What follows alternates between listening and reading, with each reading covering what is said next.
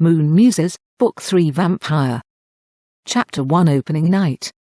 It was a cold, dark, and clammy night, but the skies above the downtown of the big city were artificially aglow. Spooky green laser beams were sweeping back and forth through the sky above the foggy waterfront. The loud dance music coming from the cracked open, iron-studded doors of the nightclub mixed with the excited drone of the pushing, swelling crowd of eager partygoers awaiting their personal processing and entry into the newest vampire nightclub. No one got in without a thumbprint blood sample and their membership card. First-timers were admitted free with their new membership card. Then, with each following visit, the entry fee went up another $1,000, in cold, hard cash. No traceable plastic was accepted. Most of the members on this opening night were first-timers. One might assume that the crowd would thin on successive nights, because of the escalating entry fee, but that wasn't the case. Every following night the crowd always got bigger and pushier. The members were mostly guys, but with occasional females who were either over-possessive girlfriends, gay, or hoping for a tryout as a dancer. Everyone knew about the basic $666 nightly salary each vampire exotic dancer got. Non-members thought that was excessive for a mere pole dancer. If they'd known how much extra cash got stuffed down the girls' panties every night, they wouldn't have believed it. It wasn't unusual for a dancer to clear $5,000 to $10,000, and that's after vampire got half. With all that cash on them, one might think the girls were in danger of being robbed on their way home. That was actually attempted a few times by some ignorant thugs. But the stories of their entrails being found dangling from hydro lines and balcony railings the next morning soon ended all that. Chapter 2 Wanda. Wanda was one of tonight's new members who hoped to become a vampire dancer. She went up to a bartender and asked how to apply. He said, "Membership card," then ran Wanda's card through a scanner. He gazed at the data, grunted, picked up a phone, and said, "We have a new dancing queen," then pointed, "Through there." As Wanda approached the red velvet door, its lock clicked, and it slowly swung open. She bravely walked through, and it closed quietly behind her. The lights came up, revealing a room covered in gold filigree mirrors extending from floor to high ceiling. There was a single, fur-covered, elegant lounge in the middle of the round room. A voice from somewhere said, "Take off all your clothes and turn around slowly 3 times. Even my underwear?" Wanda asked. There was a pregnant pause, then the voice said, "The door is open. If you want to leave, now is the time." Wanda looked at the door, sighed deeply, then began undressing. After she had completed her 3-turn, naked, slow dance, she asked, "What now?" "Lie down on the couch and fasten the restraining cuffs around your ankles and your left wrist." The cuffs were lined with soft fur, and after she clicked them loosely closed, they suddenly tightened themselves snugly around her ankles and wrist. She glanced at the door and moaned softly. She was in it now. For better, or for worse. The chandelier's lights softly dimmed. "Now I want you to pleasure yourself while you tell us about your life, all your hopes, and your dreams." It was for the worse. Wanda began, "When I was a little girl, I dreamed that I would someday become an angel and help all the people of the world be happy and healthier. But as I grew older and saw how mean and nasty most people were, I just wanted to run away and hide. But then I found a boyfriend, and we were intimate and in love." Wanda was starting to breathe deeper, and her heart was racing now. Wanda exclaimed, "Why are you doing this to me? What has this got to do with pole dancing?" The voice said, "Everything. Keep going." Wanda was climaxing now. "I just want to go home," she sobbed. "Please let me go home. You are home, my child. Soon forever and ever." Then a sleeping gas softly hissed from hidden nozzles, and Wanda passed out into her last sleep as a human being. Chapter 3 Escort. The vampire escort service was reserved for its richest members. That service was priceless, so it was offered for free. All that the recipients had to do was irrevocably sign over their total wealth to vampire, transferable upon their deaths. Arriving at an elite social function, with a vampire escort at your side, guaranteed you would be the center of attraction and steal the show. even from presidents and kings. A famous 5-star general once arrived at a battlefront with a vampire escort, and seeing her, the enemy soldiers all threw down their guns and surrendered, hoping to get closer to her. Well, not all the enemy combatants surrendered. There were a few who didn't, but their comrades quickly disposed of them. Being near a vampire escort was to be in a constant state of orgasm.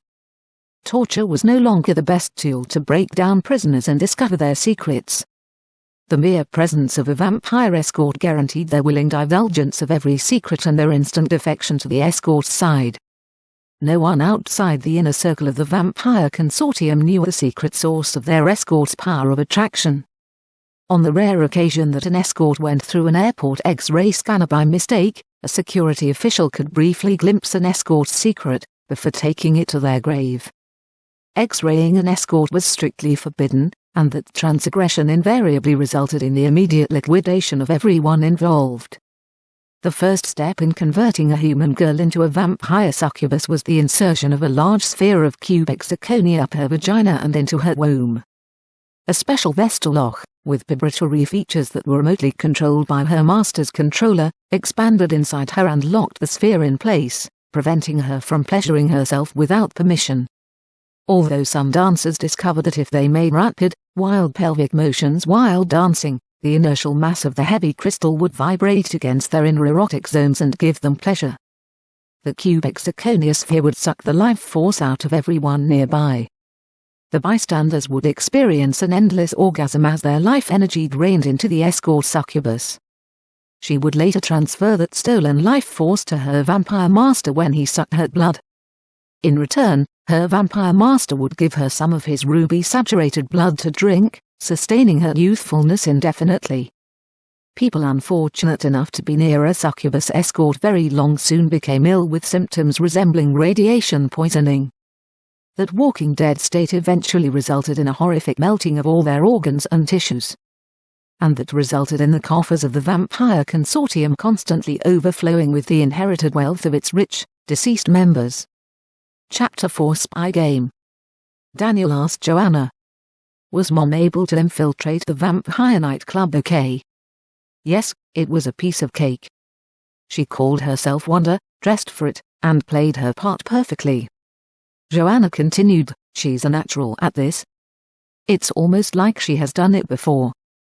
When Serafina was setting up your mom's new identity, she wanted to call her Natasha, but Rose just laughed and asked her if she was going to give her the most common spy name ever. She said no self-respecting spy would ever call herself Wanda, so Wanda it's going to be. And she insisted she wanted to be 16 years old. She said she had her reasons. So now your mom is 2 years younger than you are, Daniel." Joanna smiled. Serafina heard the last part of the conversation as she walked into the room. "Yeah, sweet 16, what a joke." I asked her, why not go with 7, like Joanna?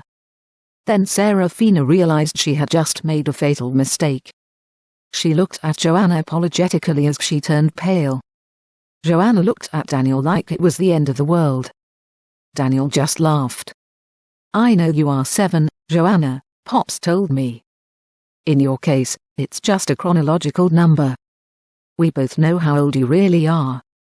Joanna relaxed, then blushed and looked askew at Daniel, as she realized now he too was revealing private things about her. Serafina sighed with relief. She didn't have to run for her life after all. Daniel continued, "From what I know about Mom, all this might not really be new to her. Pops told me I'm part angel, and I'm wondering if that part of me is dark. Apparently, the new Dark Warlord, who just arrived, isn't the first Dark Angel to find his way to Earth. There was an earlier one who was also looking for immortality. He became the original vampire, the first to discover that he could extend his earthly life by drinking human blood. It wasn't a permanent solution for him, but one that would allow him more time to do further research. I suspect Mom may have somehow had a one-night fling with him, and he's my father." There was an uneasy silence while everyone digested Daniel's revelation. Joanna swallowed, trying to put the implications out of her mind. She cleared her throat and said, "Yes, He eventually turned to crystallography and discovered that certain types of large crystals permit the normally hidden subatomic strong and weak forces to extend to their surfaces and beyond. He set up several laboratories to design ways of manufacturing larger, flawless crystals, and to do research on the design of new, more effective structures. He has created several new crystal types that don't occur naturally on Earth. Your mother has one of them inside her right now. My mom and Serafina are currently analyzing it and its effect on her and others. Serafina added, yes, we think these alien crystals may have caused the recent rash of unexplained new diseases that are appearing in several urban centers. Cities which just happen to have vampire nightclubs. Daniel asked, is Mom going to be safe doing this? Serafina assured him, she'll be all right. The sword and the angel have merged with her. They'll protect her. Then Serafina thought, it's the rest of us I'm worried about. I'm not sure what she's becoming. Chapter 5 Warlords. It is the tradition among dark warlords that when a newcomer enters the domain of an established warlord, there is an oath of fealty in the giving and receiving of a treasure gift, to seal that oath. I will not use names here, because names have power and consequences. Dark warlords know each other's names, but no one else does. There is no history of anyone who has ever uttered a warlord's name, because, beyond the fact that they no longer exist, their very memory is an anathema. Purged from everyone's thoughts and memories forever. The prime warlord, the overlord, clapped his hands, and the flaps of the ceremonial tent were drawn aside, revealing his treasured gift. There was a hushed silence, then the newcomer warlord dropped to one knee, and his troops behind him fell flat on the ground, burying their faces in the sand, sealing their undying fealty to the prime warlord. Dressed in the traditional bridal gown of a warlord's betrothed, shamelessly revealing all her lovely assets, Wanda stepped forward into the sunshine. The newcomer warlord arose, walked resolutely up the 7 ceremonial steps, put his hands around Wanda's waist, and lifted her high over his head and shouted, "Hi-ya!" And all his troops arose and shouted, "Hi-ya!" That was it. The wedding ceremony was over. The treasured gift was accepted, and the fealty was solemnly sealed. Henceforth, everyone would treat Wanda like a goddess, and any of the newcomer's troops would gladly fall on their sword for her, to please her, should she desire it. Wanda thought, this is so much fun, my best day ever. Chapter 6 Desert Domain. The Dark Overlord arose and addressed his dark assembly, my brave warriors, at an unbelievably expensive cost, and with the unmatched influence and brilliant negotiating skills of your lord's consort, Wanda. I have purchased this unique 100-mile oasis with its crystal dome, and this celestial palace that Wanda arranged to be relocated here. It is our new power center, our glorious new prime domain. His warriors arose, swords high, and shouted, "Hooray! Hooray!" The Overlord continued, I know you are famished, my fearsome warriors. Your patience and loyalty are about to be rewarded. He clapped his hands once, and the curtains behind him separated to reveal a long line of his most seductive vampire succubuses. In front of them stood the goddess Wanda, in all her divine radiance. Each girl held a crystal vial containing the Overlord's ruby lace blood. The warriors excitedly exclaimed, "Hooray! Hooray! Hooray! Drink my blood, my loyal warriors, and become transformed. These are your beautiful consorts. I have chosen each one, especially for each of you. Through them, you shall become immortal, and we will rule this world together forever." The bloody, drunken orgy that followed lasted for days as the warriors and their lord hungrily sucked the stolen life force from their succubus slaves. Wanda thought, this is so much fun. My best orgy ever. Chapter 7 Lunar Eclipse. Mew was talking with Serafina using his shortwave transmitter's static app. Is everything ready up there, Serafina? Serafina answered, yes, I've entered the E frequency into the auto-tuner. Everything is ready at this end. I hope Wanda can pull it together in the desert. Mew continued, have you calculated the exact time of the solar-Earth lunar alignment through the Dark Lord's desert complex? Serafina answered, down to the millisecond. Mew asked, did you have your great check your calculations? Seraphina rolled her eyes and answered, yes. He'd just entered the firing time into the auto-timer. We're all ready to go at this end. I hope Wanda can pull it together in the desert. She wondered if she had already said that. Anyway, it was worth repeating. She always considered Wanda to be the weakest link in every chain. Well, we've only got one shot at this. So, for Earth's sake, we had better not miss, Mew said.